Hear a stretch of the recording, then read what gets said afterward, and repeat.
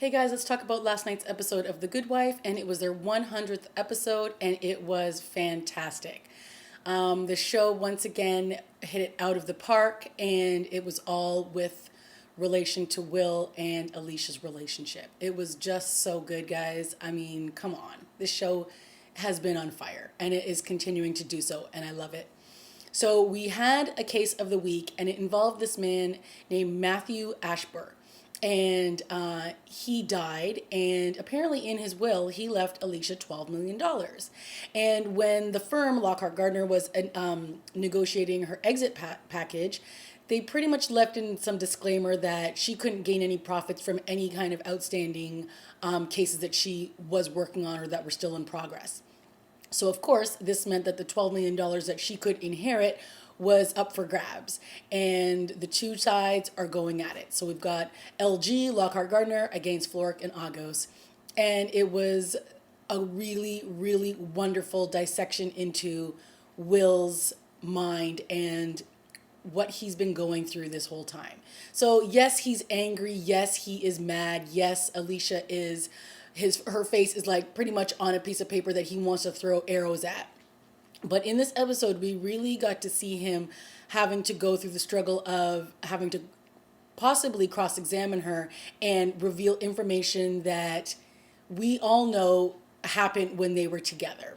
So when he's going through his strategy, he's having these flashbacks of these moments between the two of them, and they're so intimate, and it's a great another reveal into their relationship. We didn't really see a lot of their relationship play out on the series because they pretty much ended it right after they begun. We just knew that they had this love for one another, but we never really saw it play out except for the cat and mouse game that they had been playing leading up to it. And in this episode, we really got some really great flashbacks into some intimate moments that the two of them had. And of course, Will is playing back how he's going to cross-examine her, but he's ultimately using pieces of what he believes is Alicia's use of manipulation to get what she wants. And with this client, Alicia knew that he had a crush on her and she wanted to use it to her advantage. And so, of course, Will is trying to argue that she manipulated him to put her in the will, hence, why she shouldn't get it.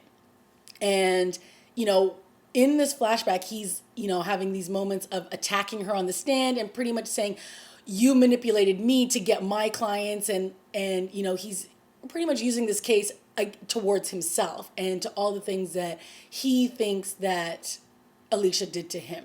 And it's great because we haven't really seen him react emotionally to this. And there's a scene when he's like sitting there and he's thinking about when she says like, this is the happiest I've ever been, and they're completely like in the most vulnerable position.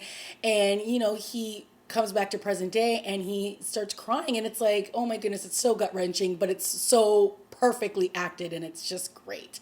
And we see this another part in that flashback where he's attacking Alicia, and Alicia's on the stand and she's, kind of quivering and she's all crying and she's like, I didn't mean to manipulate him. And he's like, don't do that. I hate it when you're weak. And it was a great moment because, yes, the one thing about Alicia is she's a powerful woman. And the thing about Will is he's a powerful man. So one of the things that attracts you to another person is the fact that they are strong and, they don't back down. So it was very interesting in his flashback that he said that. So when we're now in present day and he's having this cross-examination with Alicia, he's pretty much asking her the questions that he imagines in his mind, and she's answering them the opposite of how he thought she was going to answer.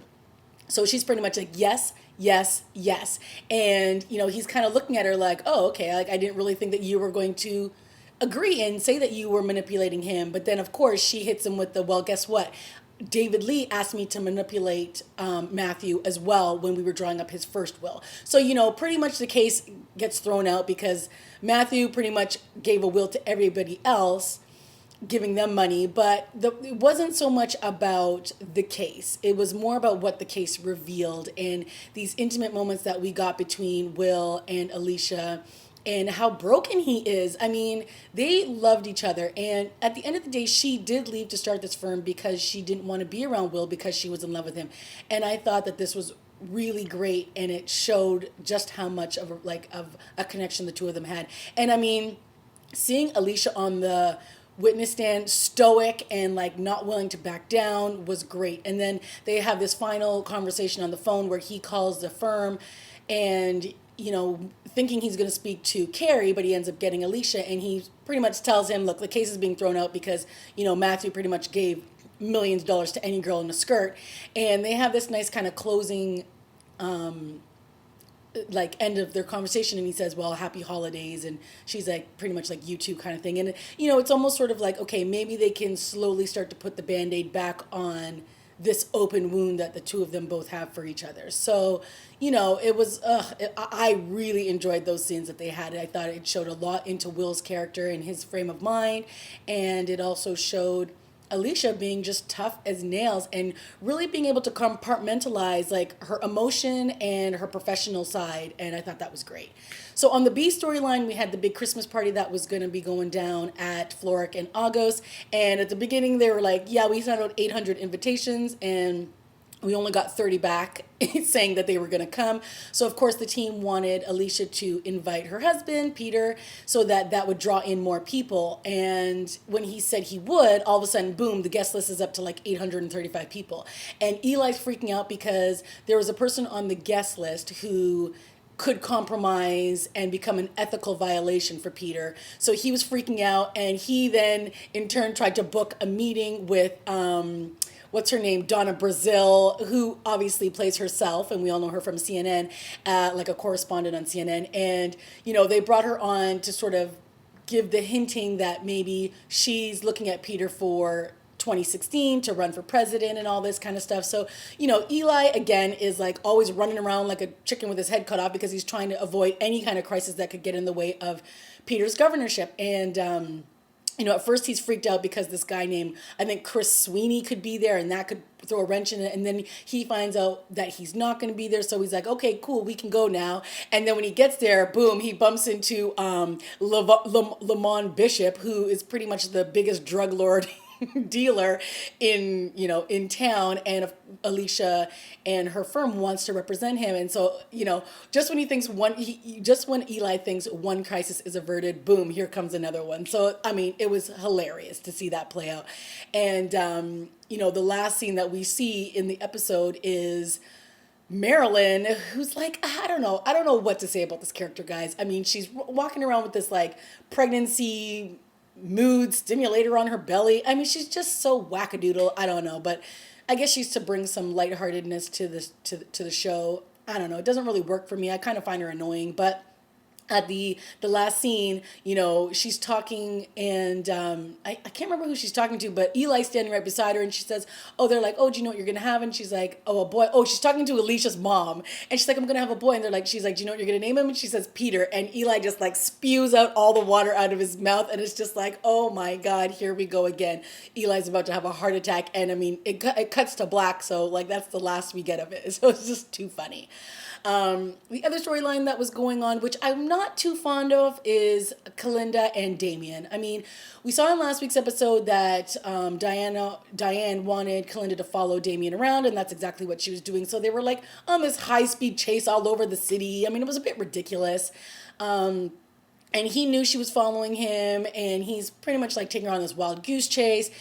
Then she gets pulled over by this cop, and it's a friend of Damien's, and then she hauls, like she's basically threatening to arrest Kalinda and put her in lockup overnight. And then, of course, Kalinda and her end up hooking up. And I think the one thing that really annoys me about how they're writing Kalinda is like they always use her for like sexual gain. So she's never really out to look for a new relationship with somebody. It's always like, what can this person give to me? And I'm going to throw sex at them, and I'm going to get what I want. And it's really annoying. And I think that it's lazy writing. It's lazy. And I think that Kalinda's character deserves better than that. I feel like Kalinda has been the same exact person from season 1 to who she is now. She's like this tough as nails girl who doesn't, you know, bow down to anybody, and she's got more bark than her bite and all that kind of nonsense. And I'm like, all right, can we evolve Kalinda a little bit here? Like, I just feel like it's always one note with her. And they have her flirting with Damien, and then they have her hooking up with this female detective. And I mean, like, I was rolling my eyes all over it because, again, it's sort of like this cat and mouse between her and Damien, like there was with her and her ex last season, and then the one before that with the crazy baseball bat. So, I just feel like Kalinda gets played on the show too often, and I need them to write her a lot better than they're doing right now. That was definitely the weakest link for me in this episode, was that whole C storyline. I could totally do without it, to be honest. And then we had some cute scenes with Jackie and Alicia's mom, and Alicia's mom thinking that, she's like, what have I done to you to invite me to your Christmas party? And like, we kind of got a little bit of everybody in this episode, and it was fun. And it was their 100th episode. And I mean, it was really a great episode, minus the Kalinda stuff. Like, everything else was just great. And I hope that the show continues to go down this path. I have a feeling that they will, because they have not let me down so far this season, guys. All right, I hope you enjoyed The Good Wife as much as I did. I will see you back for another review in a few weeks, because this was the mid-season finale of The Good Wife. All right, guys, leave your comments, subscribe, like, and I'll see you next week. Okay, guys, bye.